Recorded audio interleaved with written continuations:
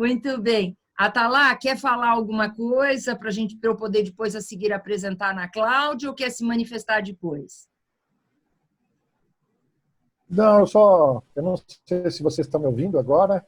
Agora sim.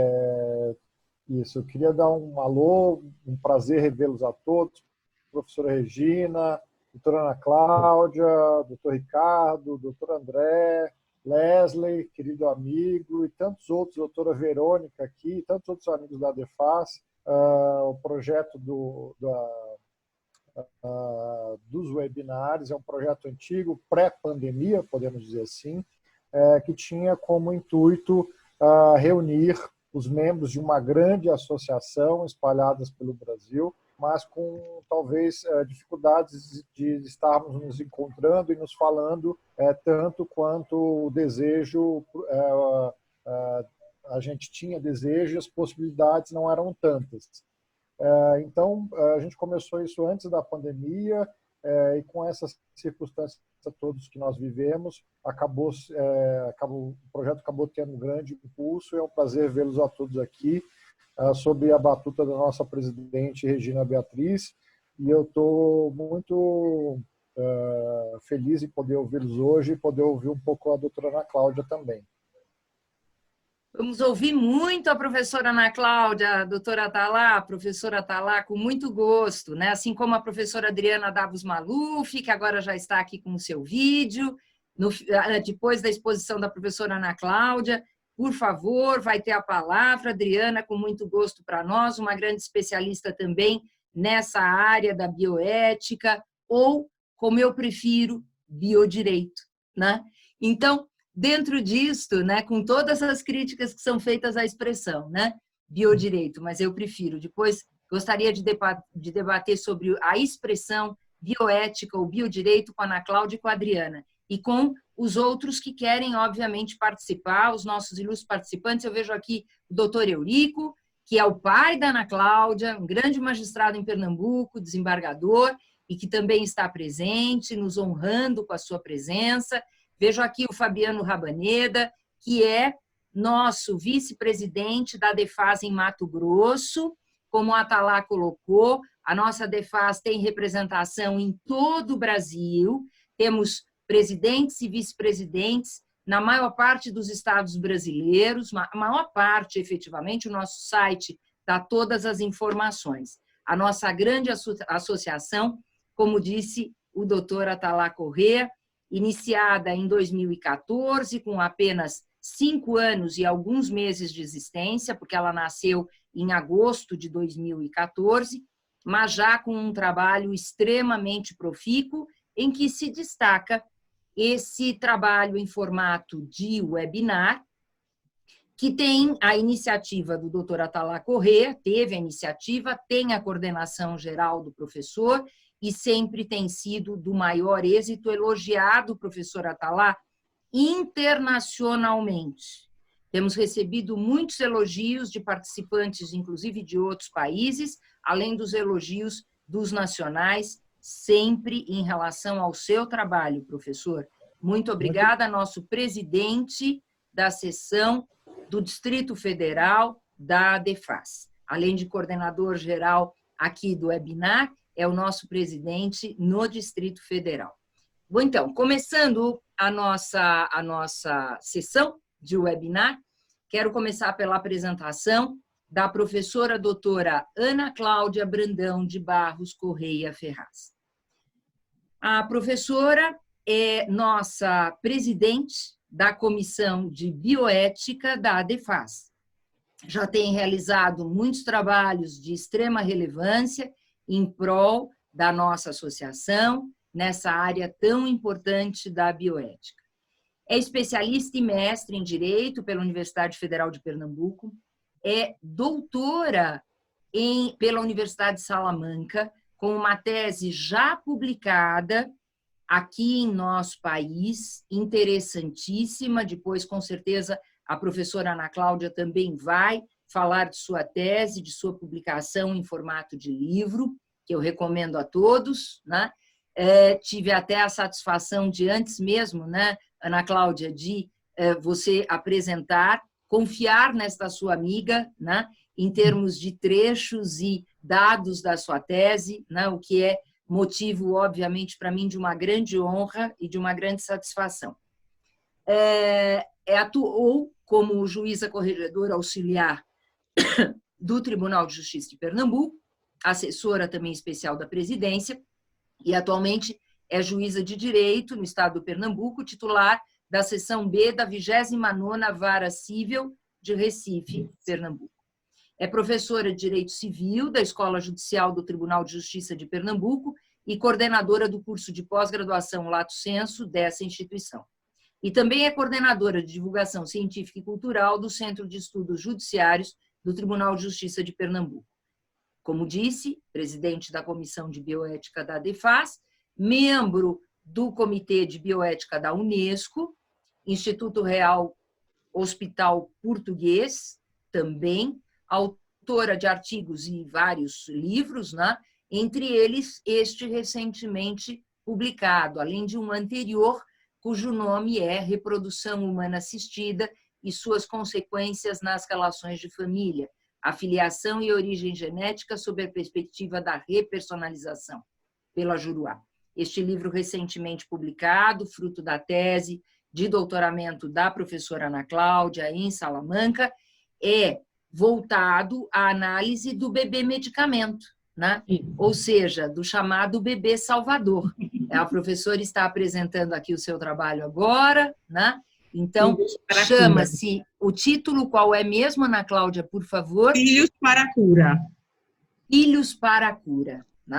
E a professora Ana Cláudia pôde nos ajudar muito também quando estivemos em debates no Congresso Nacional sobre o projeto de lei do bebê medicamento ou do bebê salvador. O material que a professora Ana Cláudia forneceu na época foi importantíssimo e a nossa participação foi exitosa. Foi exitosa, viu? Depois da nossa participação, houve um maior cuidado em relação a esse projeto. Muito bem, por participação da ADEFAS. Então, professora Ana Cláudia, seja muito bem-vinda. Vamos ouvi-la com muita atenção. A palavra é toda sua. Muito obrigada, Regina. Boa noite a todos. É um prazer estar aqui e é um prazer para mim ser presidente da Comissão de Bioética de uma associação tão expressiva e tão atuante como é a ADEFAS. Então, me honra muito poder ser presidente dessa comissão e eu tenho tentado trabalhar para difundir as nossas ideias e angariar associados que comunguem com os nossos entendimentos em prol do próprio direito brasileiro.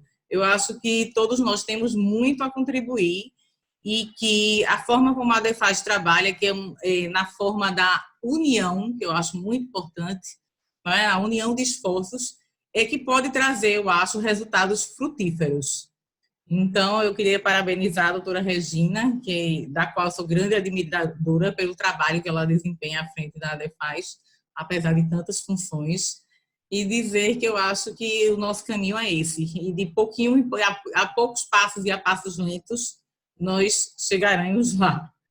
Bem, o tema que eu vou falar hoje é um tema que está atingindo todos nós atualmente, porque nós estamos vivendo uma pandemia que gerações passadas viveram há muito tempo atrás e que nós, sejam as crianças, os adultos ou os idosos, estamos todos numa situação de indagações, mais do que soluções, tanto a comunidade científica como a sociedade, como a comunidade política. Então, nós estamos no meio de uma pandemia e procurando respostas e soluções para, no final de tudo, conseguir preservar o bem maior, que é a vida humana. Então, o direito de saúde, nesse ponto, eu acho que é um momento crítico de se repensar o direito de saúde junto com questões do biodireito, como a Regina fala, e da bioética. Eu fiz meu pós-doutorado há pouco na Universidade de Salamanca, na Espanha, trabalhando o tema da reprodução assistida. Mas, assim, uma coisa que me impressionou é como a bioética ela é forte no cenário europeu. No Brasil, eu não tenho visto tantas discussões, até nesta época de pandemia, que seria importantíssima a discussão bioética, e aqui eu vou citar alguns exemplos depois.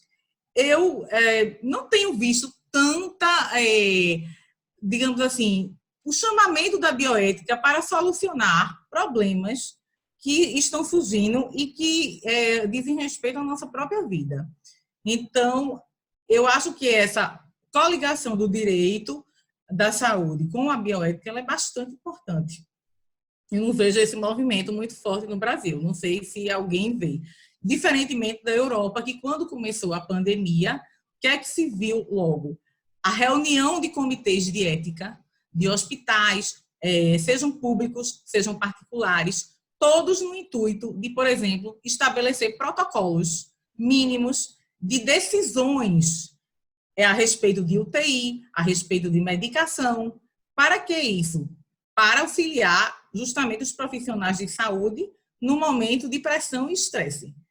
Eu não vi isso no Brasil, né? Aqui em Pernambuco, os protocolos de internação e saída de UTI surgiram há pouco. E eu acho lamentável isso, porque o direito à saúde, nós sabemos, está assegurado no artigo 196 da Constituição, é um direito fundamental social. Nós também vislumbramos o direito de saúde como um direito individual, mas neste momento específico, a face social dele e coletiva é muito mais forte, porque a pandemia está afetando toda a sociedade. Então, esse direito de saúde, ele vem pensado como uma coletividade. E aí eu queria fazer um parêntese para a importância do nosso SUS nesse momento. O SUS foi criado pela Constituição de 88, embora nós saibamos que ele deixa muito a desejar, ele está longe de ser um sistema perfeito, mas se não fosse o SUS, o Brasil estaria numa situação muito pior. A verdade é essa. Então, é um momento também de se repensar políticas públicas que sejam direcionadas a fortalecer o SUS. E aí, nada a ver com política, mas o próprio ex-ministro Mandetta, quando era deputado, ele era defensor da ampliação da saúde suplementar no mercado brasileiro. Depois que ele assumiu o ministério, ele mudou radicalmente de opinião. Ele se tornou favorável ao fortalecimento do SUS, que a nossa Constituição prevê que haja um tratamento universal, igualitário, e, de fato, se não fosse ele, mesmo com todas as nossas mazelas, nós estaríamos muito pior. Hoje, como eu falei, eu sou juíza, como a Regina falou, sou juíza de vara civil, trabalho muito mais com demandas envolvendo a saúde suplementar, e podemos dizer que a judicialização da saúde no Brasil hoje, ela é total. É desde o medicamento, desde uma quimioterapia, até o fornecimento de um medicamento, até a internação. 90% das demandas hoje que eu tenho na minha vara civil são referentes à saúde suplementar. Não tem praticamente um dia que eu não tenha uma tutela de urgência relativa à saúde suplementar. Então, mostra que, de fato, a saúde suplementar, a saúde no Brasil, que não é novidade, não vai bem. Mas é muito importante, nesse momento, que a gente consiga fortalecer o SUS. E, bem, nesse processo de crise, como é que a bioética poderia solucionar as várias demandas que vão surgir aí? E aqui nós sabemos que, em relação ao direito de saúde, várias outras questões podem surgir aqui, que eu não vou tratar porque o tempo não dá, mas que também não são relativas à família. Por exemplo, a gente passa primeiro pela questão do tratamento, né? Tratamentos experimentais, tratamento off-label, os protocolos para testes de medicamentos em seres humanos. Tudo isso vem sendo flexibilizado em busca de um tratamento, de uma cura ou até mesmo de uma vacina. Então, essa discussão, hidroxicloroquina é experimental, é off-label, é fora da bula, pode usar, não pode usar, está autorizado ou não. já chegaram demandas judiciais de pacientes que a família pede para utilizar um medicamento. Né? Como é que fica essa situação? Essas tutelas devem ser deferidas contra a ciência ou não? Porque até a própria ciência não tem uma certeza absoluta sobre a utilização desses medicamentos para tratar a Covid.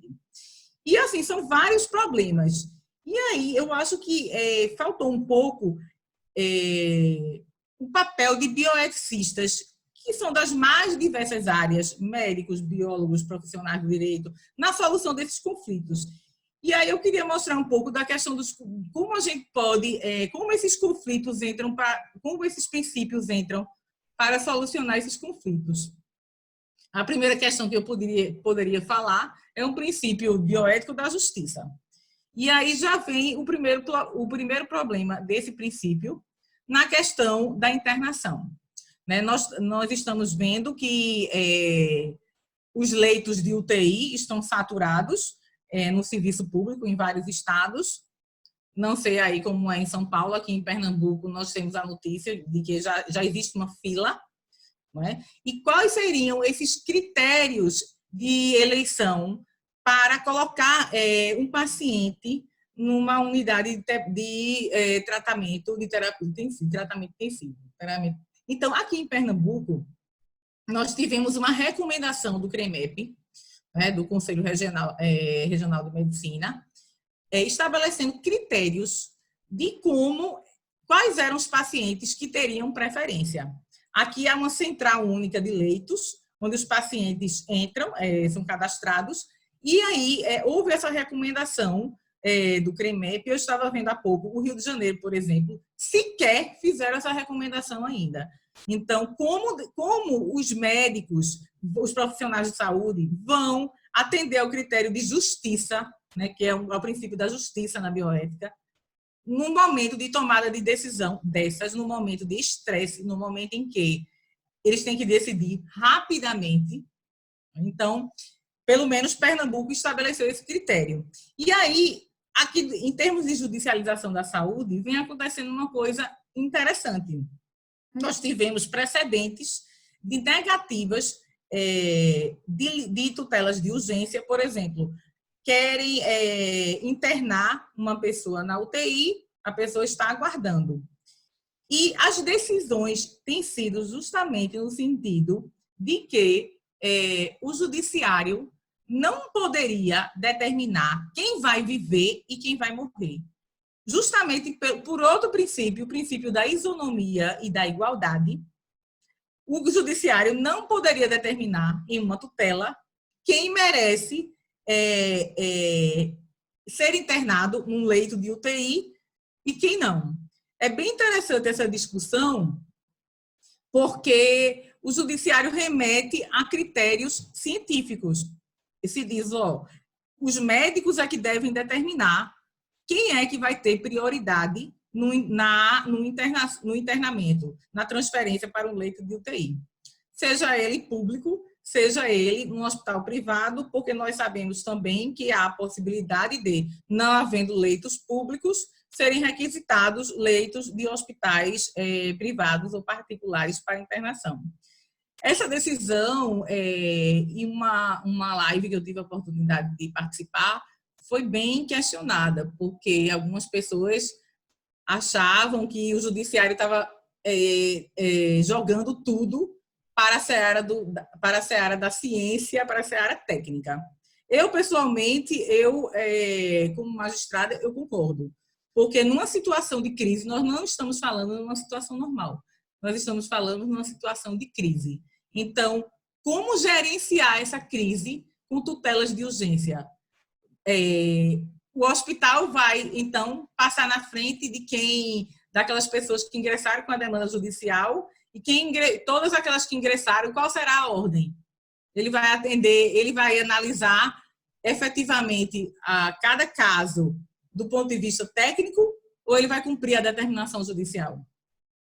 Então, eu acho que nesse momento de crise, de fato, não há como o juiz se imiscuir na medicina e dizer quem merece ou não receber aquele leito. Eu acho que seria temerário e poderia, sim, violar o princípio da igualdade, essa decisão. Uma opinião particular minha que eu coloco para a gente discutir depois.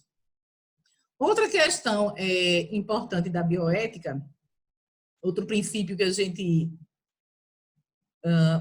merece ter atenção, diz respeito à questão, e aí eu já vou entrar na questão justamente da morte.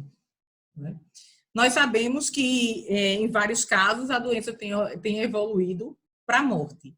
E aí nós passamos para a questão do direito à morte digna. Quando a Constituição fala de dignidade da pessoa humana, essa dignidade é desde o nascimento até a morte. E há, certamente, digamos assim, está havendo, não por culpa, talvez por culpa do Estado também, de despreparo, de desestrutura nossa, a violação aí, nesse momento tão importante das famílias. Como é que as famílias vêm vivenciando essa questão? Nós temos visto, primeiramente, cenas que são chocantes, não é? Em Manaus, pessoas procurando corpos dos seus familiares. Quer dizer, todos os povos, normalmente, têm um ritual de sepultamento, de cremação, seja religioso ou não, um ritual para, justamente nesse momento final da vida, se despedir-se dos seus entes queridos.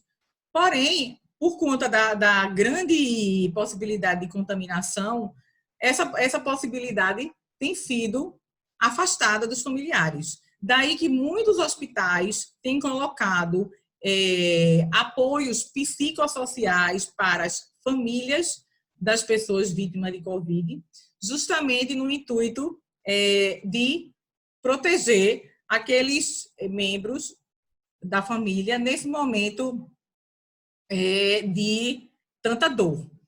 Outra questão importante são as medidas que podem ser adotadas que vão violar aí o chamado, eu não vou dizer violar porque estamos vivendo num momento de calamidade, mas que vão minimizar, digamos assim, um princípio que ele é tão exaltado na bioética, principalmente no direito americano, que é o princípio da autonomia do paciente. E aí nós podemos discutir vários aspectos. Primeiramente, a questão da Lei 13.979, 2020, que foi uma lei editada logo no início do reconhecimento da pandemia, em que prescreve algumas medidas de combate que nós já estamos submetidas. Isolamento, quarentena e tratamento compulsório. Então, esse tratamento compulsório é uma prova da restrição da autonomia do paciente. O paciente ele pode ser obrigado a fazer exames compulsoriamente. Ele pode ser obrigado a ser isolado. Ou seja, o princípio da autonomia da vontade do paciente ele está aí minimizado, logicamente, em prol da coletividade. Do ponto de vista da proteção da família, nós também tivemos aí nós temos aí várias propostas de lei. E até me surpreendeu a quantidade de propostas de lei que temos tramitando no Congresso. Até me parece até surreal. Porque eu, pessoalmente, eu acho que a pandemia ela é uma exceção.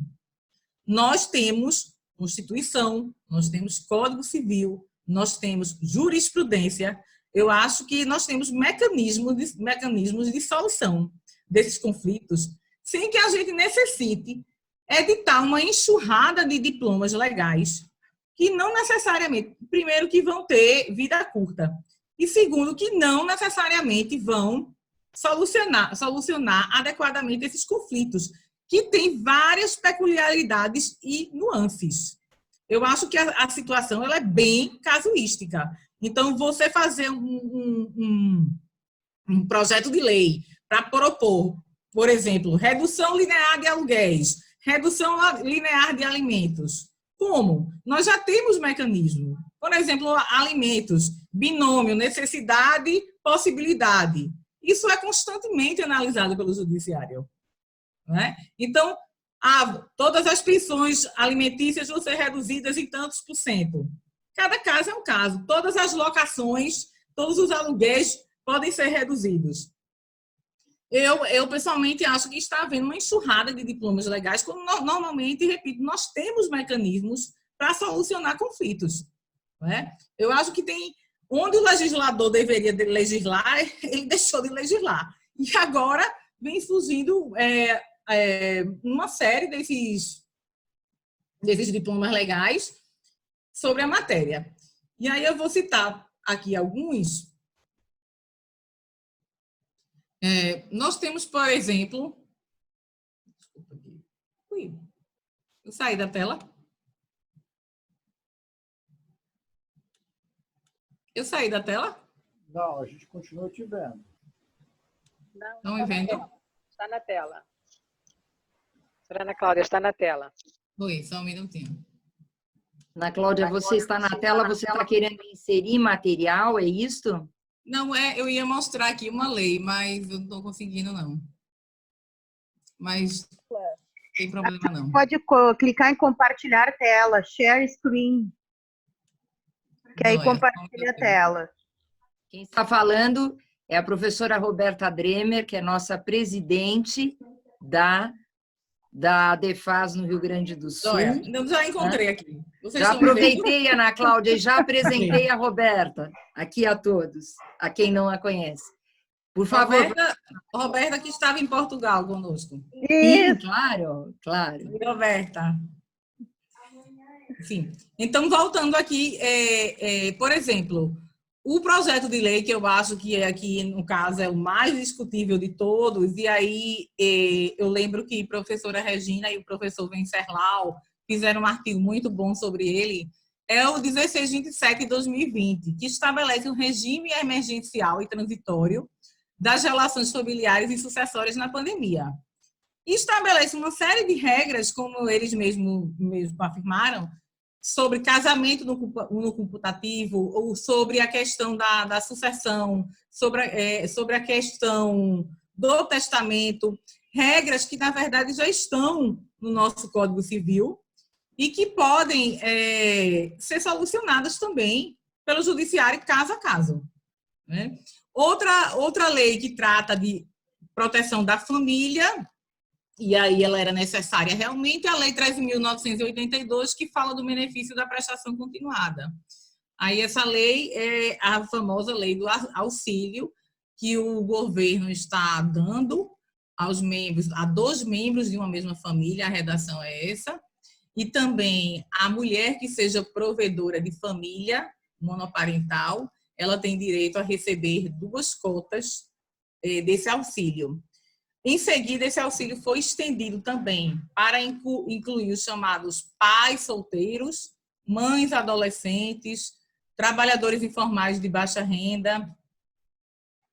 Também nós temos a medida provisória que trata do benefício de prestações continuadas para as famílias que tenham perdido a renda, que são todas aí formas de sustento, digamos assim, nesse período de pandemia, através de auxílio governamental, como vem acontecendo no mundo inteiro, né? As pessoas não podem trabalhar, não podem prover o próprio sustento, e o governo, claro, teria que dar aí o benefício. Voltando aqui à questão da família no momento da morte, tem um projeto de lei que, a meu ver, é bem interessante, que é o 2136 de 2020, são tantos que ele fala da questão da visita virtual por meio de videochamadas de familiares a pacientes internados em decorrência da Covid-19. Então, o interessante disso é justamente para romper, né, esse período de isolamento em que o paciente está hospitalizado, está isolado, está sem contato, e se infelizmente ele vier a falecer, ele vai estar todo esse período sem aquela possibilidade até de ver o corpo, de, digamos assim, chorar os mortos. E isso é uma tentativa de amenizar essa impossibilidade de contato. Logicamente que isso aí é um projeto de lei, não é? Vai depender dos médicos também, dos médicos permitirem, da estrutura de cada hospital. Eu acho que é interessante porque permite quebrar um pouco essa questão do isolamento, que causa um estresse familiar tremendo nesse momento aí de morte. Outro desafio ético que a gente vê na questão da pandemia e nesse momento da morte eu não sei se Maria do Carmo está participando, ou algum médico, é a questão da importância dos cuidados paliativos. Oi, Maria, eu acho que você pode contribuir bastante. Regina Maria do Carmo, que é do Comitê de Ética do Hospital Português aqui em Recife. Está aí Maria à frente, doutora. à frente. Doutora Maria do Carmo, muito bem. O nosso convênio com a ADEFAS. Temos um convênio com o hospital, dirigido pela doutora Maria do Carmo, com muita honra para nós, doutora. É uma alegria participar. O tema é muito bom. Sim. Então, essa questão dos cuidados paliativos, eu tive a oportunidade de ler um artigo bem interessante na Itália, não sei se aconteceu isso aqui no Brasil, de poder fazer a retirada de um paciente de uma UTI, quando ele já estava realmente em estado terminal, e remover para o quarto, e aí sim entrar os cuidados paliativos para que ele justamente tivesse essa morte digna. E aí entra os médicos, o papel da família. Logicamente que na questão da Covid, os cuidados paliativos ficam um pouco prejudicados na questão do contato, por conta do contágio, não é? Mas que se falava da importância desse momento e da possibilidade de se fazer isso para que esse leito fosse desocupado e se pudesse tentar salvar outra vida. Eu, pessoalmente, aqui no Brasil, a gente fica sem saber a discussão aí de ortotanásia, de eutanásia, até que ponto o médico pode realmente fazer isso, não é? E a questão também da família, né, do consentimento da família aí. Também na questão das diretivas antecipadas, ou chamado no testamento vital. Muitas vezes esse testamento vital ele não vai poder ser cumprido no que diz respeito, por exemplo, a questões da morte, né? Há pessoas que dizem nas diretivas antecipadas que querem estar vestidas assim, ou assado. Então, assim, muitas vezes essa parte não vai poder ser cumprida nesses momentos de pandemia. Então, a questão da validade dessas diretivas antecipadas, ela também é uma questão aí que merece uma atenção. E, como eu falei, também o papel da família nesse momento de decisão das diretivas finais e dos cuidados paliativos em relação ao paciente.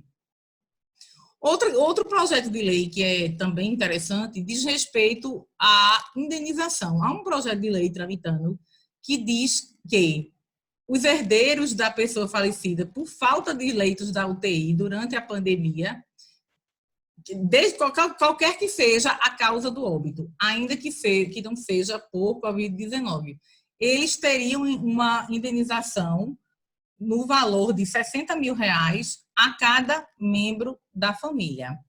É o projeto de lei 2033 de 2020. E prevê também o pagamento de uma pensão por morte em face dos lucros cessantes, um valor mensal calculado pela média das 12 últimas remunerações mensais do falecido.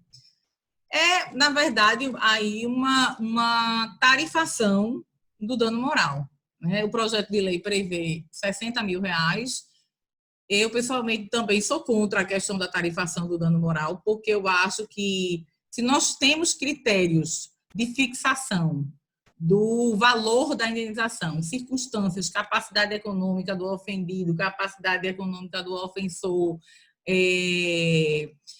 a conduta que foi tomada, as circunstâncias do fato, tudo isso deve ser levado em consideração no momento de fixação da indenização. Por que tarifar?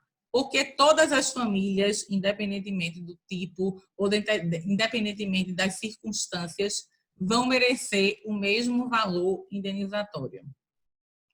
E interessante é que uma indenização por falta de leitos em UTI durante a pandemia, seja qual for o óbito. Engraçado que essa lei, ela fala como se isso não acontecesse antes.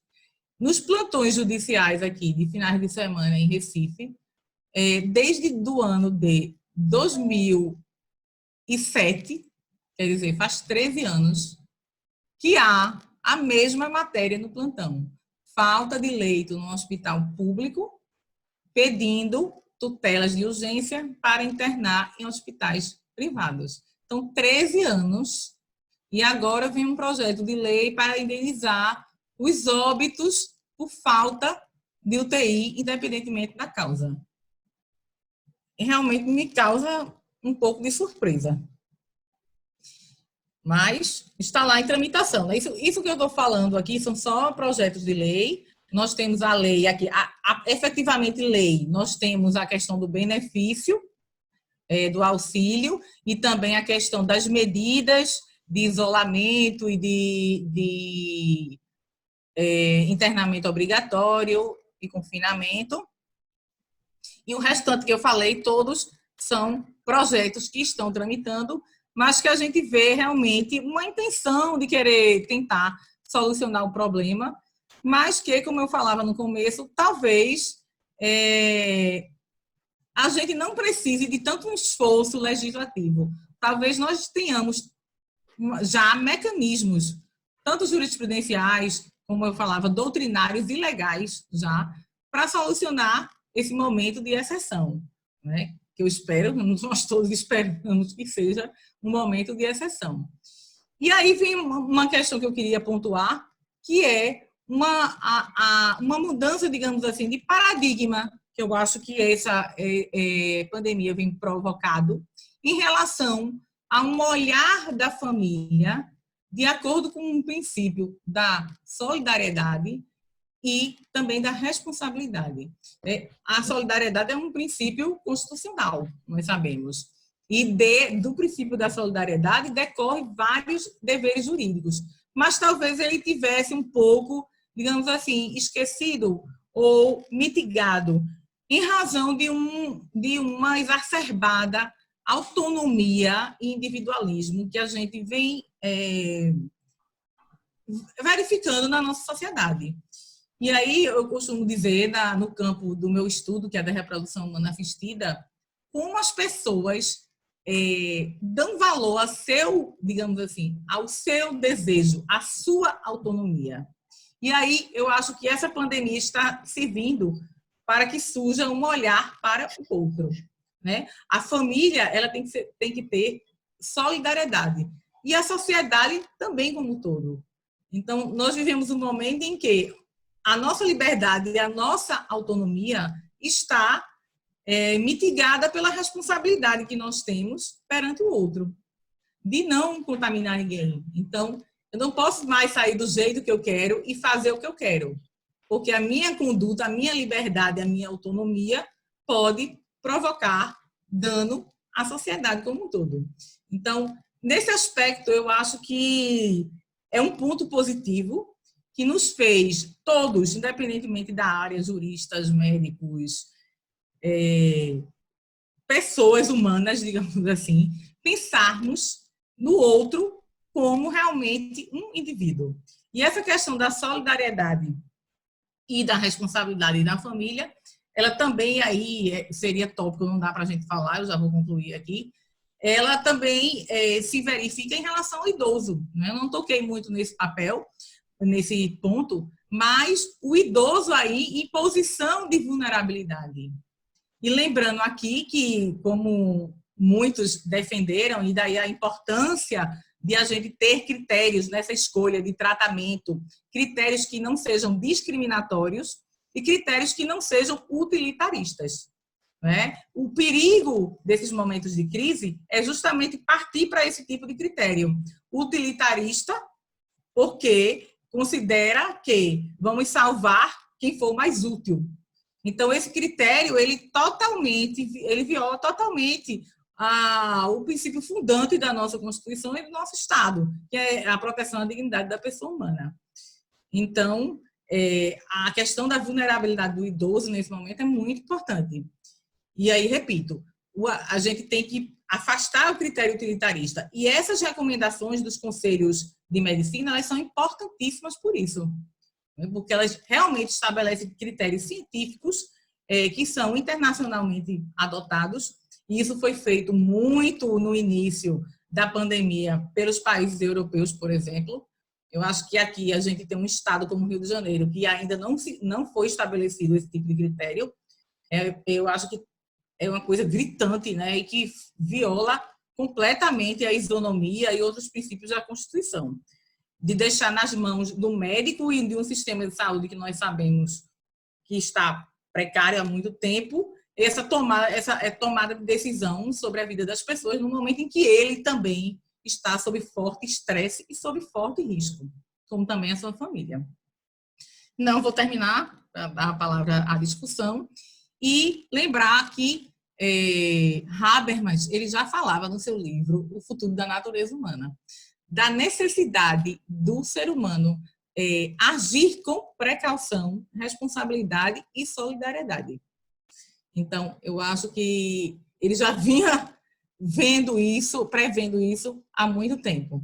Então, precaução, responsabilidade e solidariedade. Eu acho que só assim nós poderemos concretizar efetivamente a linha humanística que a bioética, digamos assim, praticamente aplicada em todos os países do mundo, pretende concretizar, né? A linha aí do humanismo. Obrigada, gente. Muito obrigada, professora Ana Cláudia, como sempre, trazendo os seus conhecimentos de uma maneira didática, clara, objetiva, e certamente teremos muitos debates aqui, sempre grandiosos. Quero antes cumprimentar o professor Carlos Alberto Davos Maluf, que está aqui presente, nosso conselheiro científico da ADEFAS. Já cumprimentei a professora Adriana Davos Maluf, também professora e na área do biodireito, também nossa associada, a professora Roberta Dremer, nossa presidente no Rio Grande do Sul, professor Venceslau Tavares, como sempre aqui, apoiando nas atividades da ADEFAS, um grande colaborador com a ADEFAS, nosso vice-presidente da seção de Pernambuco. Quero cumprimentar a professora Andréa Mello, nossa presidente da ADEFAS no Piauí. Quero cumprimentar também o professor Tiago Vargas, nosso presidente na seção do Espírito Santo. Como podem perceber, aqueles que ainda não são nossos associados, quando eu digo que a ADEFAS é grandiosa e está em todo o país, aqui temos uma amostra, né, relevante, né, de tudo isso que nós sempre comentamos a respeito da associação. E é tão grandiosa que no exterior já temos comissões, né, que representam a ADEFAS. Graças, professora Alicia, por estar outra vez conosco. Professora Alicia, que faz um trabalho de divulgação da nossa associação na Argentina, que apoia os nossos valores, que apoia os nossos princípios.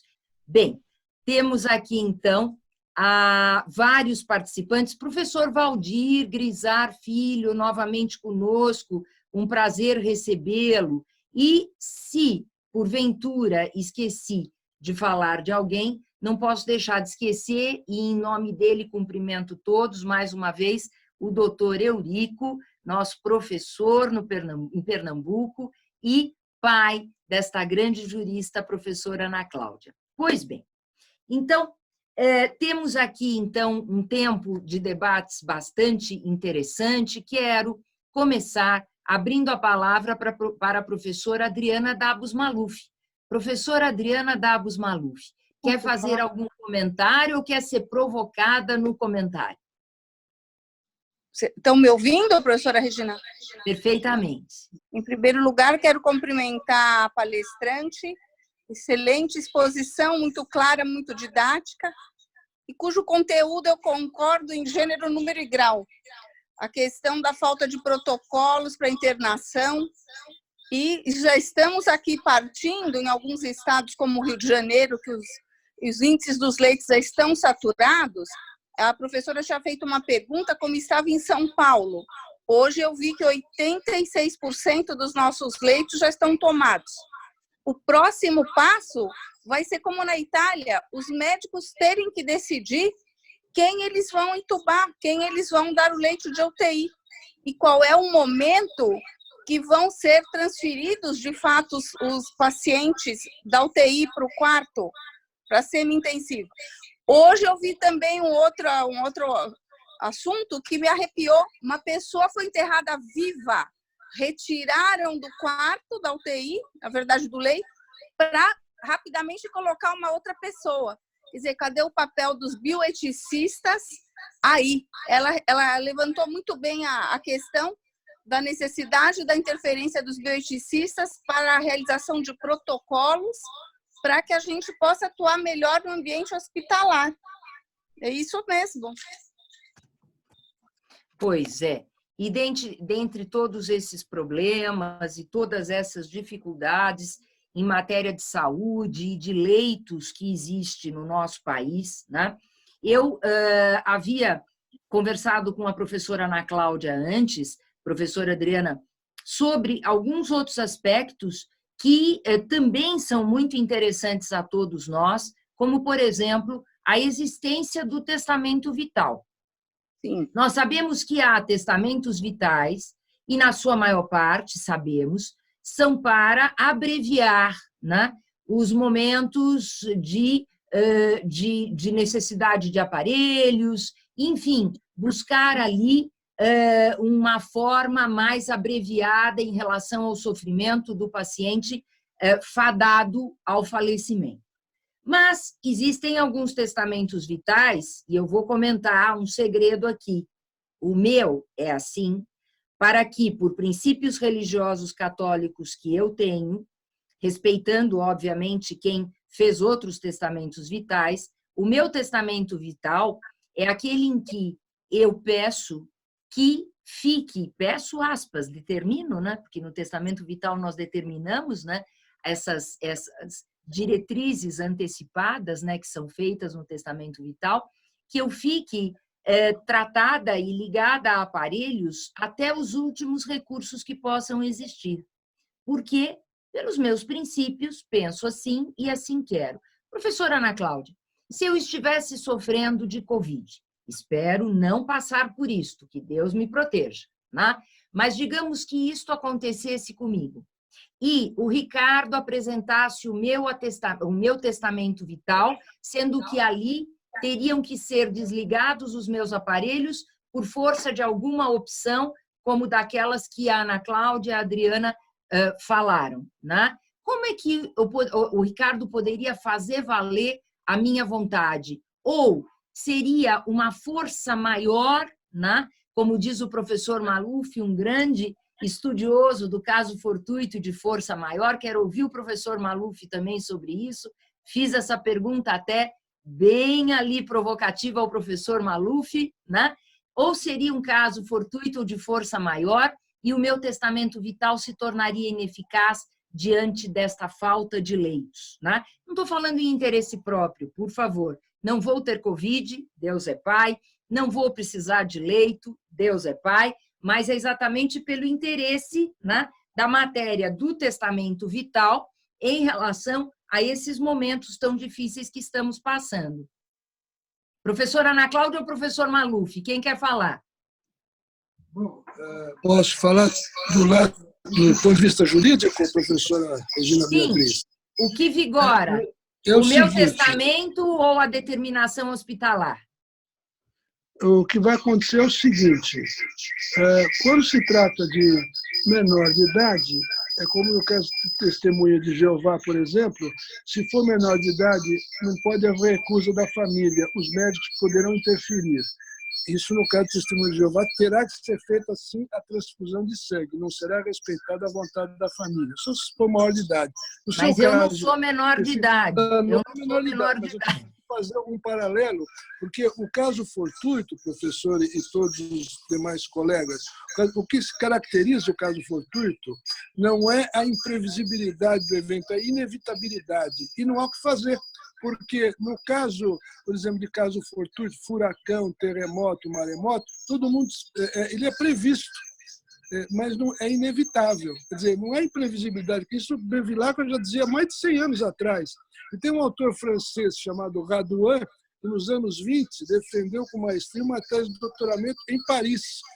Foi um dos precursores dessa teoria. E no Brasil, o professor Arnoldo Medeiros da Fonseca escreveu a melhor obra sobre caso fortuito e teoria da imprevisão. Por que eu estou dizendo tudo isso? Porque, na realidade, o Código Civil, lá no artigo 393, que repetiu a regra do artigo 1058 do Código de 1916, diz com todas as letras de o que caracteriza o caso fortuito, essa inevitabilidade, e nesse seu caso concreto, mesmo tendo testamento vital, e repito a exaustão, o testamento vital só vale para questões de saúde e para ter uma morte digna, dentro dos parâmetros da dignidade da pessoa humana. Não vale para transmitir patrimônio, como também o codicilo, que só para transmissão de bens de pequena monta. As pessoas se esquecem disso. O testamento vital, então, é só para diretrizes de decisões de última vontade para ter uma morte digna. Então, eu não sei, quero ser entubado, eu quero morrer sem ser amputado as minhas pernas, se eu for diabético, sem uma lesão mais grave, para ser amputado. Então, no seu caso concreto, mesmo que... Não é concreto, não é concreto, não é concreto. Hipotético.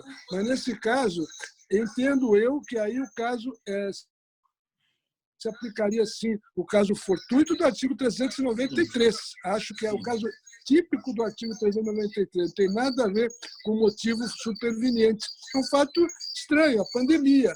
Então, cai na regra, sim, dessa sinonímia, e o Código Civil não faz a distinção entre caso fortuito e força maior. Porque a doutrina fazia a distinção que força maior seria fato decorrente do homem, uma guerra, uma insurreição, uma guerra civil, tudo aquilo que é provocado pelo homem, não pela natureza. E a pandemia, o que seria?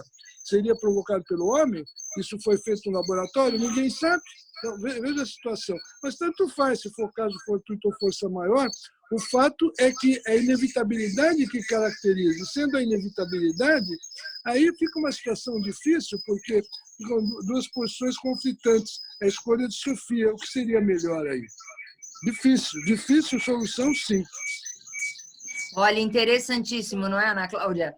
A colocação do professor Maluf, nosso professor titular da Faculdade de Direito da Universidade de São Paulo, conselheiro científico da ADEFAS, e que traz toda essa distinção, se existe ou não, entre caso fortuito, força maior, faz muito bem a distinção da teoria da imprevisão. Temos palestras do professor Maluf no nosso site, ali divulgadas, publicadas, acessíveis por todos, interessantíssimas, também a respeito desse tema. Professora Ana Cláudia, professora Adriana, professora Alicia, né, Garcia, se quieres hablar de Argentina, ¿cómo están las cosas en Argentina? ¿Están bien? ¿Tienen lechos? ¿Cómo se llama, Ricardo? ¿Camas? ¿Ah? ¿Cómo? Lechos. Lechos, camas. ¿Tenemos, Alicia, en Argentina suficientes o tenemos ya algún problema sobre esto como pasa en Brasil? Buenas tardes a todos. Quiero saludar especialmente a Roberta, que me hice bastante amiga cuando vino aquí. Saludarlo a Ricardo y a todo, a Regina, a la profesora Regina, al profesor Wenceslao y a todos ustedes. Más allá de las simpatías que cada uno pueda tener o no con los políticos de turno, en particular yo no los voté, tomaron previsiones anticipadamente y aquí ha habido pocas muertes.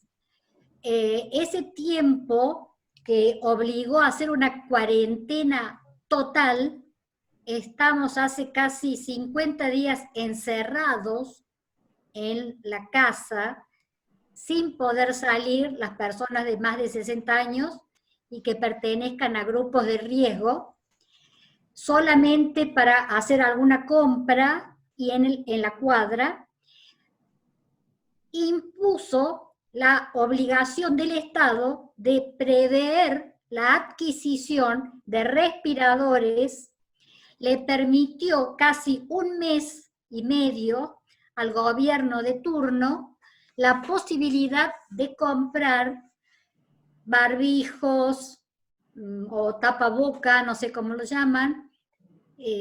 Hay camas porque utilizaron, cuando anteriormente fueron muy criticados y denostados, las Fuerzas Armadas para formar hospitales de campaña al lado de los hospitales clínicas.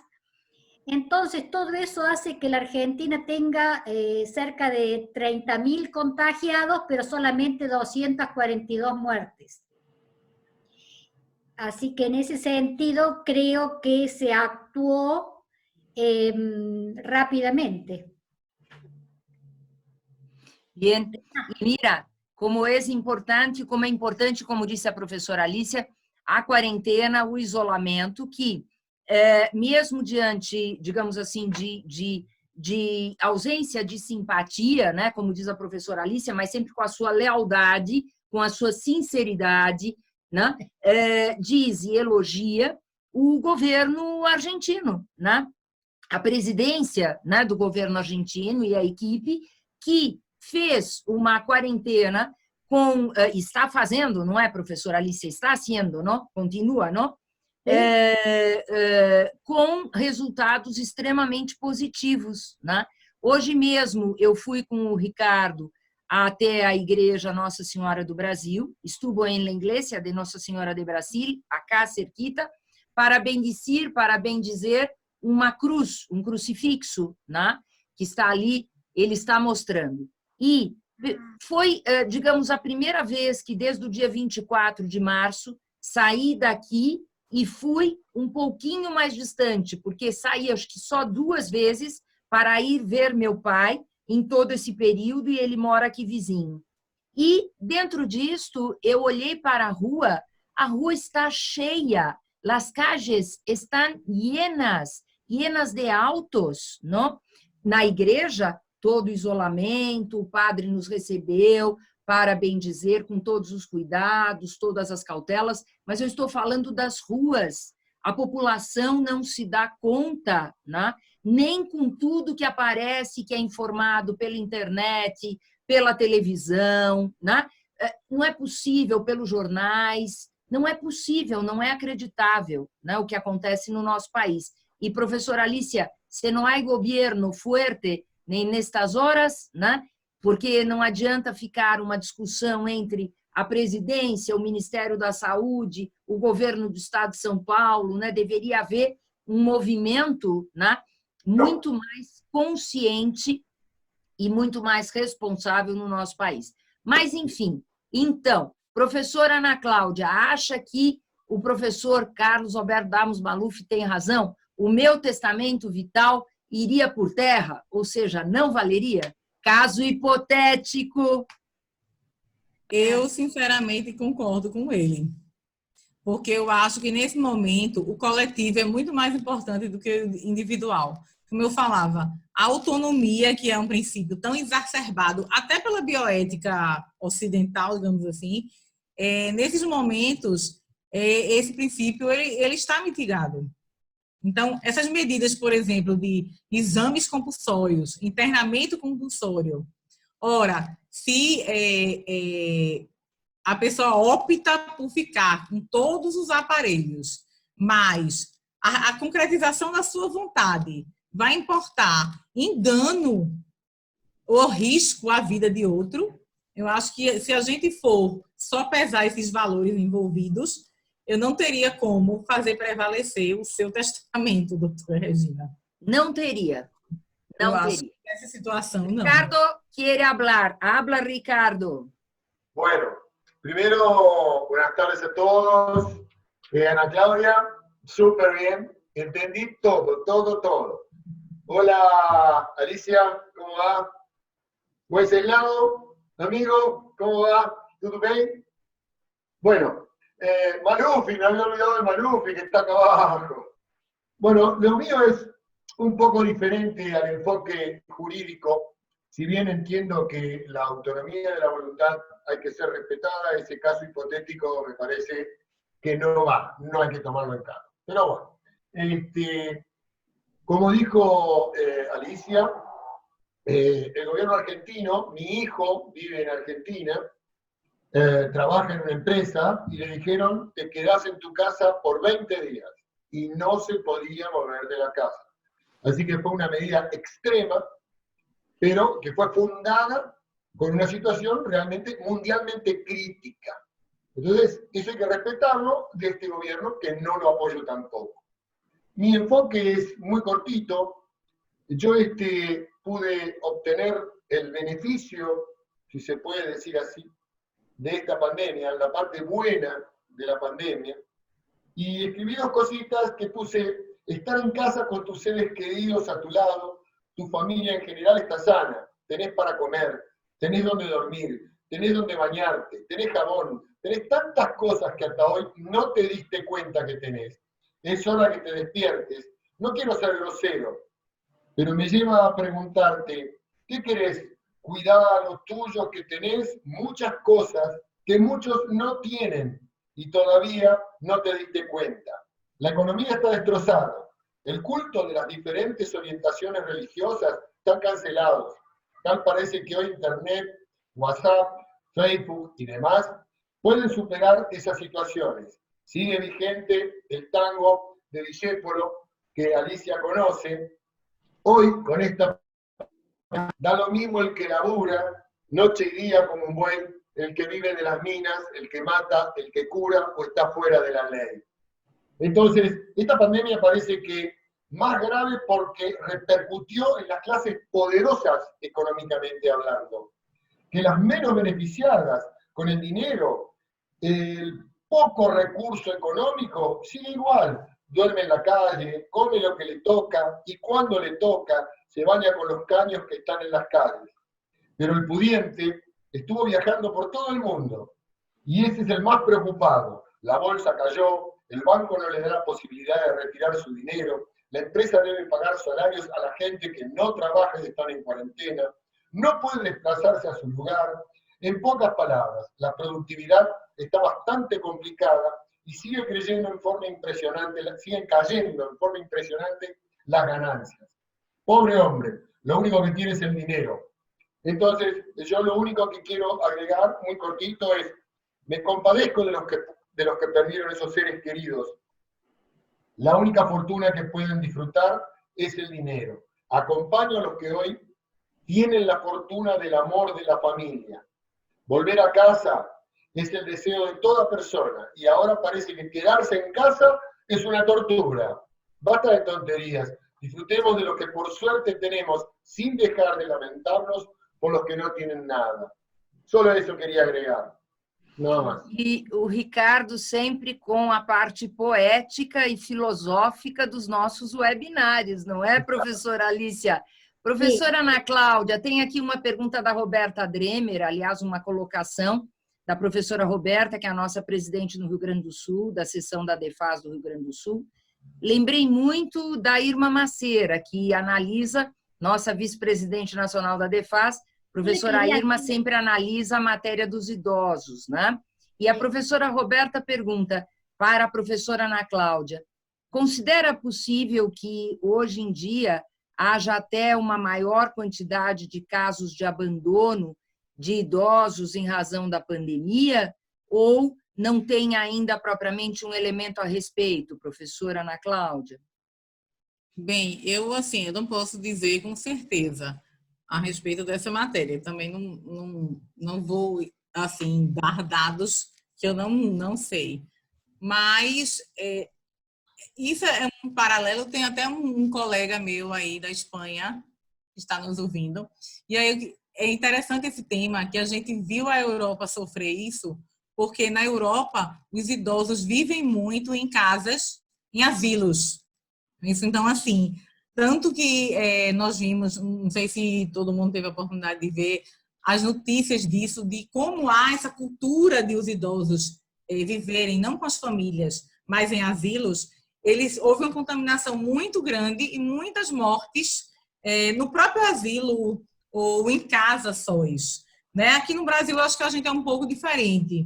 Embora, claro, nós tenhamos muitos casos de abandono, mas a gente ainda não tem uma quantidade, digamos assim, de asilos como existe na Europa, e essa tradição, digamos assim, eu acho que até cultural, dessa transferência de idosos para esse tipo de estabelecimento. Estatisticamente, eu não sei dizer. O que eu tenho escutado nas relações familiares é um aumento, e aí é outro tópico, da questão da violência doméstica. Muito. Isso.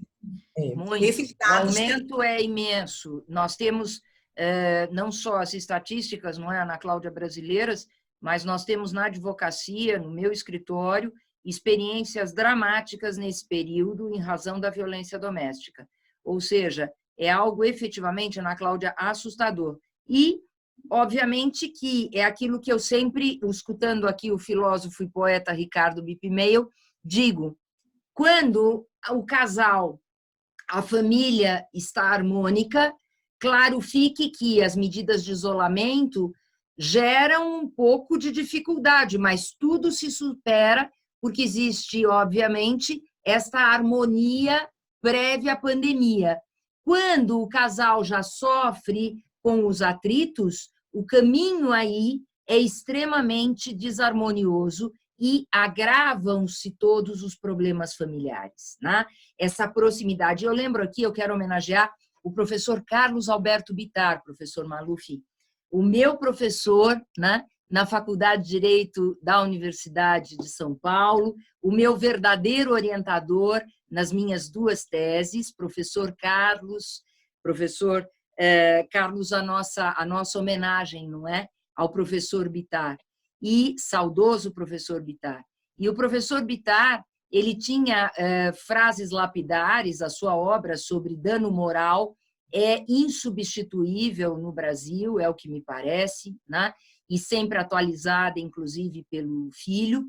E ele tinha uma frase que ele dizia, e era o começo da internet, ainda era o começo de toda essa tecnologia da comunicação, e ele sempre dizia, quanto maior é a proximidade entre as pessoas, ainda que virtual, maior é o conflito, né? É fato, isso é fato, né? Então, o que foi feito na Argentina, e a professora Alicia pode falar e explicar um pouco melhor, dos lenços vermelhos, né, nas farmácias para chamar a atenção para a violência doméstica. No nosso país, algumas medidas parece que também foram tomadas, né, Roberta? Não é, Ana Cláudia? Sobre essa questão de denúncia na farmácia. Eso quería preguntarle a Ana Claudia, porque me parece que está presentando una solución peligrosísima. Porque existe violencia familiar en algunos casos, tenemos que dejar salir a toda la gente a merced del coronavirus para que no haya violencia. Entonces, la autonomía de la voluntad no aplica cuando está en juego la salud de toda la población. Y también me parece que no es aplicable comparar el coronavirus, que le aclaro a Ana Claudia que mi sobrino es médico en Madrid y tuvo el coronavirus, se contagió y estuvo muy grave. Es un científico y dice que el virus del SIDA es 5 veces menos contagioso que el coronavirus. Por lo tanto, son dos situaciones o dos virus emergentes incomparables. Estamos frente a un fenómeno sin precedentes en el mundo. Aquí ya no podemos hablar de la autonomía de la voluntad individual. No aplica. ¿Por qué? Porque el Estado es el que debe velar por la salud pública. Por otro costado, el peligro que advierto al aplicar el testamento vital en estos casos es que la voluntad del moriente está por debajo de la autoridad estatal. El director de la clínica y del hospital donde se encuentre internado el paciente moribundo o no, será responsable si le saca, le quita o le elimina el respirador por abandono de persona.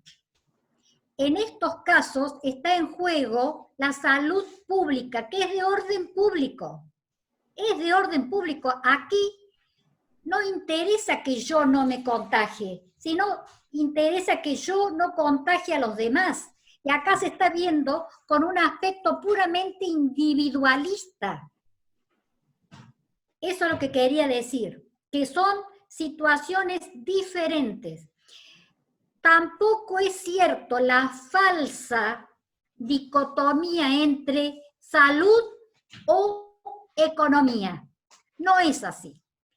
Porque es cierto que la cuarentena está afectando, la pandemia está afectando gravemente la economía argentina, gravemente, pero se está buscando una salida progresiva. De no tomar estas medidas, no tendría sentido la economía, porque no habría a quien aplicar esa ciencia. Claro, claro. Muito bem, professora Alicia. E eu vejo aqui, Ana Cláudia, que o Tiago Vargas, que é o nosso presidente, e no Espírito Santo, ele comenta no chat, aqui na cidade onde moro, Vila Velha, a praia está cheia e o calçadão parece época de verão. Também a Érica, no Amazonas, Érica Ferraz, seja bem-vinda, Érica. No Amazonas, as ruas estão lotadas, né?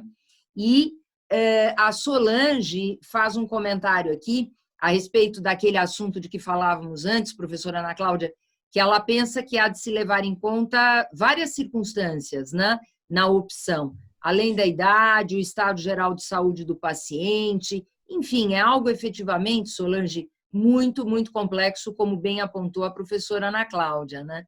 Muito bem, Ana Cláudia. Érica, desembargadora federal do Tribunal Regional Eleitoral, advogada também, e Solange, procuradora do Estado aqui de Pernambuco. Muito bem, bem-vindas, bem-vindas. Esperamos vocês na DEFAS. Doutora Maria do Carmo, a senhora que é exatamente da área da saúde, não quer dar uma palavrinha? A senhora que trabalha exatamente com tudo isto de mais difícil, né, nesta época de pandemia pelo coronavírus, por favor, tenha a palavra, doutora Maria do Carmo. Muito obrigada, é um prazer participar. Essas reuniões em que envolvem diversos saberes, elas sempre acrescentam muito e uma oportunidade de aprender e de crescer. Esta pandemia, ela nos confronta efetivamente entre o indivíduo e a sociedade como um todo. Não seria tão crítico se nesse confronto, digamos assim, não houvesse uma falta de recursos para todos. Então, acho que essa circunstância é uma circunstância que traz imensa dor e que nos põe bem no terreno da bioética. Nós, nos hospitais, como gestores, temos a obrigação de, anualmente ou bianualmente, nos prepararmos para catástrofes. Por quê? Porque essas circunstâncias, elas são de grande impacto e extremamente complexas. Elas precisam de um treinamento, precisam que algumas decisões prévias e alguns fluxos sejam desenhados para que haja um bom desempenho. Na questão do Covid, a gente vê o quanto os cuidados intensivos, para aqueles que têm a possibilidade de se beneficiar com eles, porque nem todos se beneficiam. Se eu não vou sair, se eu não tenho possibilidade de sair de uma UTI, eu provavelmente vou estar vivendo um período de grande desconforto, de dor, de mal-estar. Mas aqui nós nos encontramos com uma falta de recursos grandes. A gente tem falado muito de respiradores. Eu vou falar dos profissionais que operam os respiradores. Me parece que hoje no Brasil, assim como em todo o mundo civil, não é num dia, não é por haver um respirador que esse instrumento pode ser utilizado. A tomada de decisão, o intubar, o acompanhar essa ventilação, o progredir e, se possível, retirar essa ventilação mecânica, é um processo dentro da medicina dos mais complexos. Tanto que a gente tem os intensivistas hoje e tem os anestesistas para justamente garantir essa função. Nós vivemos num sistema em que a saúde pública vem se fragilizando, em que efetivamente não estamos habituados a ter normas a seguir. Então, a questão, por exemplo, do confinamento, a gente observa em outros países que são mais recrados, ou pelo menos gostam mais de seguir normas, há uma aderência maior. Mas no sistema de saúde, nós precisamos de toda uma cadeia. Não existe cuidado de saúde com um médico só, com um farmacêutico, com um respirador, com um soro, com um antibiótico. É preciso que esse sistema seja montado com tempo e seja testado, porque se ele não estiver funcionando bem, ele pode ser mais causa de prejuízo do que de benefício. Então, essas são ponderações, são vivências que nós vivemos hoje muito. O outro ponto que eu queria trazer para a discussão é que o grupo da saúde, ele é um grupo de risco e que ele adoece. O Covid-19, ele tem uma característica interessante. 80% evolui bem, né?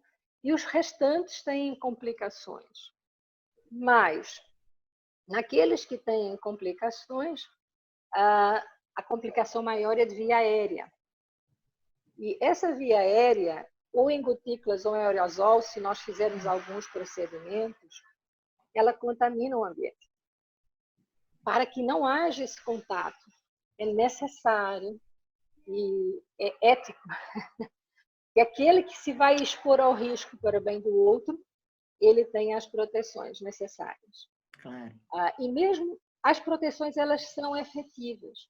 Mas, novamente, se essa equipe não foi treinada e não sabe fazer isso de uma maneira automática e ágil, pequenos erros, eles levam a grandes consequências. Nós temos tido, nessa primeira leva, por exemplo, em Pernambuco, foi interessante, a equipe de saúde, ela teve muito, como trabalham em muitos hospitais, tem muita exposição, tivemos períodos longos em que a maior dificuldade não era nem leito, era ter profissionais que ficassem na assistência à saúde. Então, como gestor de uma unidade de saúde, me parece que há necessidade de que os países pensem a sua saúde pública não só quando acontecem os eventos críticos. Porque... Olha, doutora Maria do Carmo, exatamente as suas palavras eu estou vendo aqui, não poderia deixar de citar a doutora Denise Pericini, que esteve conosco até há pouco, ela tinha um outro webinar, um outro compromisso, ela é psicóloga, portanto, também, né, de algum modo, da área da saúde, e trabalha como perita em processos que exige, obviamente, a presença do expert na psicologia. E ela disse o seguinte no chat: o SUS foi sucateado nos sucessivos governos, e agora as autoridades ficam exigindo excelência dos profissionais e hospitais sem terem oferecido os recursos durante anos. É exatamente isso, não é, doutora? É verdade, doutora Regina.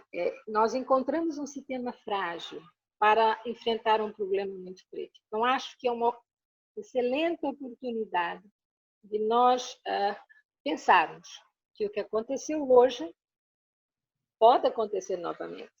O Covid em si, ele veio para ficar. Não é uma epidemia só.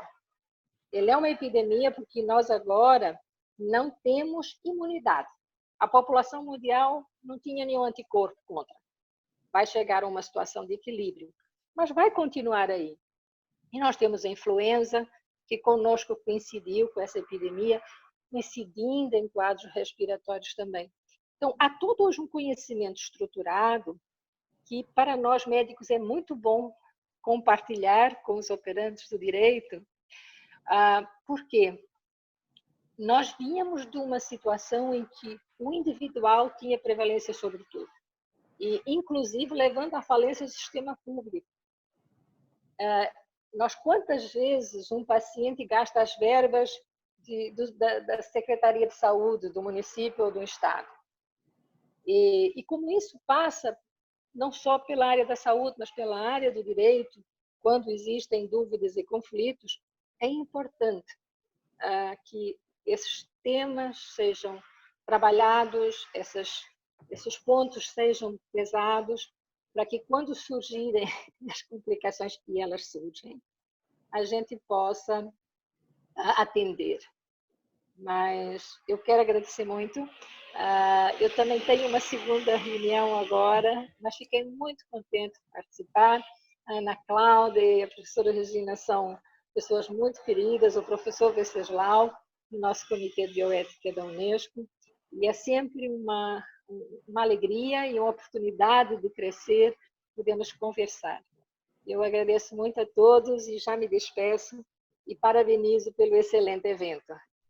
Muito obrigada, doutora Maria do Carmo, um prazer ouvi-la, aprender com a senhora, e o que a senhora disse, eu acho que se aplica em vários outros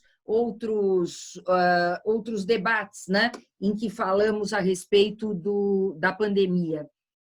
Até mesmo voltando ao assunto da violência doméstica. Né? Eu vou só pedir para dar um abraço ao professor Eurico. Sim. Abraço dado. Até mesmo na violência doméstica. Né? Por que isto tudo, né, toma um vulto maior? Por falta de educação, desde a escola básica, que homem não pode agredir mulher, que mulher também não pode agredir homem, porque não adianta dizer que mulher é sempre boazinha, que não é, né? Às vezes é ela que provoca a agressividade, sabemos disso, doutor Venceslau dá risada, mas ele sabe que eu tenho razão, né, professor? Doutor Eurico, não é para rir, né? É para chorar, né, doutor? Porque sempre o homem é violento, sempre o homem é violento? É, na maior parte dos casos é. Mas muitas mulheres provocam os homens também para a violência. E daí, na hora da força, obviamente que a força masculina é maior e machuca. Mas, de qualquer maneira, né, vejam, educação básica, as pessoas têm que se tratar com dignidade, com solidariedade, com respeito, né? E nós não vemos isso na escola. Não adianta querer ir depois curar a consequência. A violência doméstica é uma consequência, a causa está lá atrás, a causa reside muito antes, não é? Então, tudo isso eu acho que vai ser para nós um grande aprendizado, né? Eu acho que vai ser um aprendizado em muitas áreas. Eu espero que o nosso país, né? Claro que todos os outros países, mas que no nosso país, em que nós temos tantas mazelas, tantos problemas, eu sei que a professora Alicia também sempre fala da Argentina, né, que também tem tantos problemas, né, que nosotros, los hermanos argentinos y brasileños puedan siempre estar lembrando, recordando de lo que passou quando passar a pandemia e possamos aí efetivamente nos aprimorarmos individualmente e coletivamente, né? Quem mais quer falar sobre o tema? Professor Maluf, por favor, a palavra é sua. Microfone. Está me ouvindo, Regina? Não. Agora sim, perfeitamente. Então, professora Regina, já que a senhora falou no saudoso professor Carlos Alberto Bittar, que foi meu colega de departamento por mais de 20 anos e morreu jovem, com apenas 58 anos, e todos aprendemos com ele. Mas eu queria lembrar que ele se destacou muito nessa questão do dano moral, mas antes do professor Bittar, o precursor de tudo isso, o professor Agostinho Alvim, da PUC, quando escreveu sobre a inexecução das obrigações e suas consequências, em 1949, quando ele falava que o dano moral tinha que ter caráter patrimonial, e era muito difícil aquilatar o dano moral, como tinha que ser patrimonial, tinha que dar um valor. E aí, em 1955, o professor Wilson Melo da Silva escreveu uma obra primorosa sobre o dano moral e sua reparação, o precursor de tudo isso. Depois veio Antônio Chaves, Carlos Alberto Bittar e agora Cláudio Luiz Bueno de Godoy, que está se destacando também nessa questão do... E Vossa Senhoria também, que tem escrito muito sobre responsabilidade civil nas relações familiares. Então, professora Regina, aqui fica esse meu registro muito importante. Mas, professora Regina, escutei atentamente o que todas falaram, queria chamar a atenção de como a saúde pública no Brasil está quebrada, isso devemos também a essa corrupção endêmica, e é um crime, não é de lesa pátria a corrupção, é um crime de lesa humanidade, porque a corrupção, sendo endêmica, olha o estrago que ela faz, ela mata muito mais que um bandido com um revólver que pode matar 6 pessoas, a corrupção mata milhares de pessoas, porque agora está essa opção dos médicos, na opção difícil de tirar o respirador de uma pessoa para dar para outra pessoa. Escolha, difícil escolha. Então, é como dizia o saudoso escritor Nelson Rodrigues, não o grande Silvio Rodrigues, que na realidade, quem viver, verá. É isso, professora Regina, que eu queria dizer a Vossa Senhoria. E parabéns pelo evento. Professor Maluf, sempre suas palavras são aulas, né? Aulas para todos nós. E eu vejo e repito aqui a presença do professor Valdir Grisar, gostaria muito que, num determinado momento, ele não é a primeira vez que ele participa, que ele estivesse aqui em vídeo e em voz conosco. Tenho uma admiração muito grande pelo professor Valdir Grisar Filho, o grande defensor da guarda compartilhada, o professor que efetivamente introduziu todos esses conceitos tão importantes, muito antes de debates doutrinários, de jurisprudência, enfim, o nosso precursor em defesa da guarda compartilhada. Professor Valdir, se quiser falar, por favor, sempre muito bem-vindo. Doutor Eurico, por favor, represente sua filha, fale no lugar dela. Está liberado? Está liberado o som, está sim. Está sim. Tá. Eu só tinha que dizer, parabenizar você, viu, Regina, e dizer o seguinte, que vocês atuem na audiência pública, não deixem de participar, de comparecer e participar da audiência pública sobre os normativos que deverão, não é, ser elaborados, ser aprovados nessa audiência pública e orientar os doutrinadores, os juristas, realmente com a capacidade que vocês têm, né, a especialização que vocês têm sobre essa matéria, que é importante, porque o Brasil está muito carente, como diz a Ana Cláudia, não tem quase legislação sobre isso. Então, estamos naquele tempo que se julgava por resoluções. Resoluções valia tanto quanto as leis, está lembrado, né? Entendeu? Então, não podemos ficar isso órfão de uma legislação que possa nos dirigir melhor, com direito positivo, mas sobre essa questão.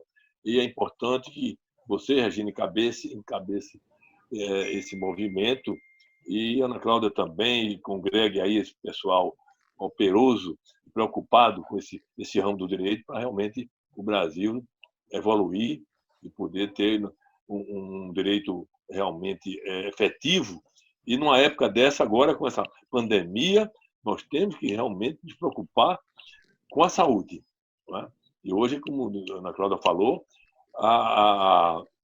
o passivo de ações que nós temos, quer dizer, é um percentual altíssimo das ações que discutem plano de saúde, a saúde, todas essas doenças, esses males que a população precisa, e essa assistência de todo o segmento da sociedade, principalmente nós juristas, né, Regina?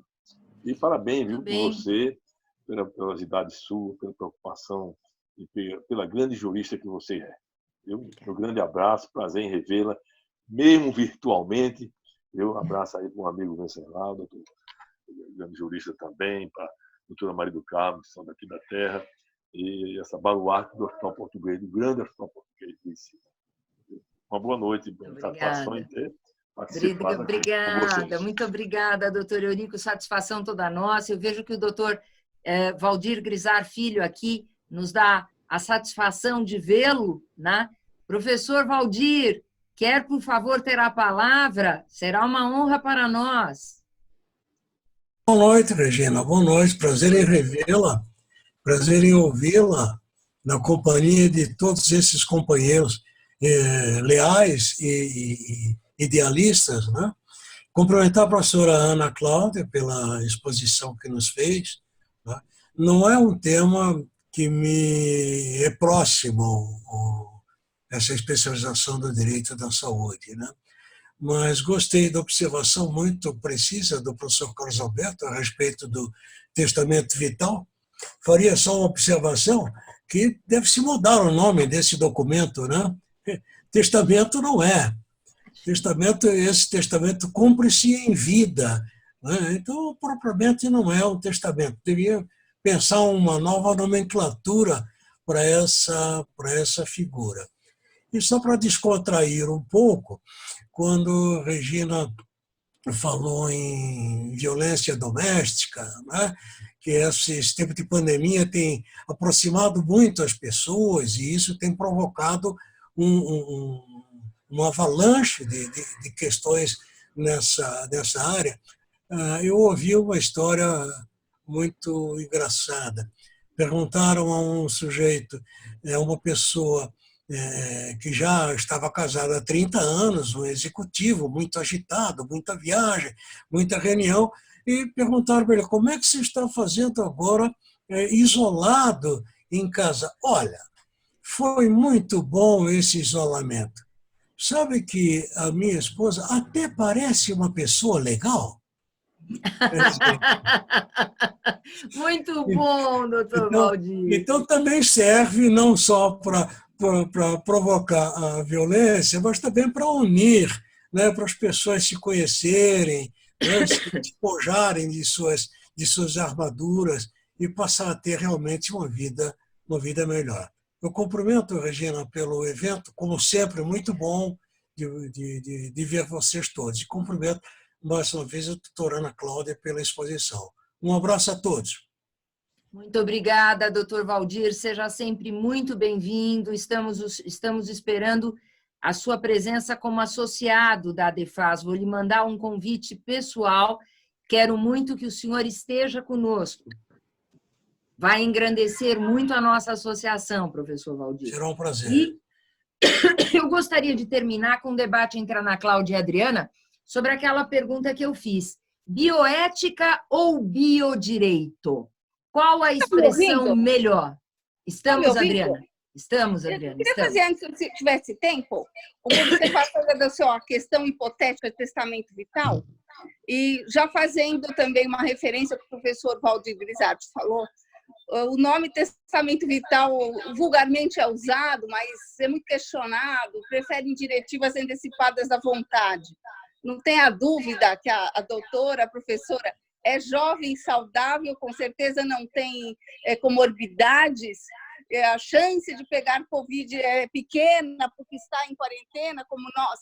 Mas, se o eventual, dentro de um caso, fizer com que a professora fosse acometida, Em primeiro lugar, tenho certeza que a senhora pegaria as formas mais brandas, não ia precisar de intubação.